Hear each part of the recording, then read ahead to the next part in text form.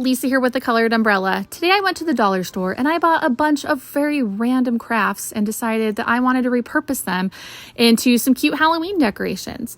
So to start off, I got this cute pumpkin. It's really cute, but I did take off all of the stuff and we're just going to strip it down and start all over again with this little guy. I took off the burlap and then I sanded all of the excess off and then wiped it clean. I did get some brown paint and painted the one side, and then I got some black paint and painted the other side black and let them dry.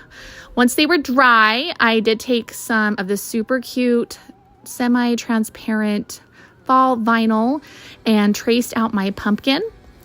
And once it was completely dry, make sure it's dry, I went ahead and lined up my vinyl and laid it flat over that brown, and then I just like to sand around the edges just in case there's any of that vinyl sticking out to clean it up. After that, I did take a bleach spot and I put this adorable decal that I got from Vinyl Fun on there, and it's ready for that. After that, I took my black side and we're going to kind of zhuzh it up a little bit. So first I took some white paint, wiped it off, then very beautifully and professionally painted on some purple and wiped that off, and then it kind of all blends.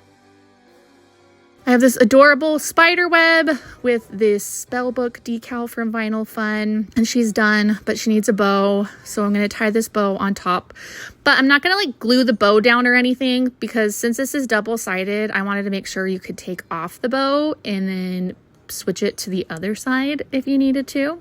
But look how cute! Run to the dollar store, get something, redo it. It's fun. Let me know if you have any questions and make sure you follow, because I have lots more dollar store crafts that I am excited to show you. Bye!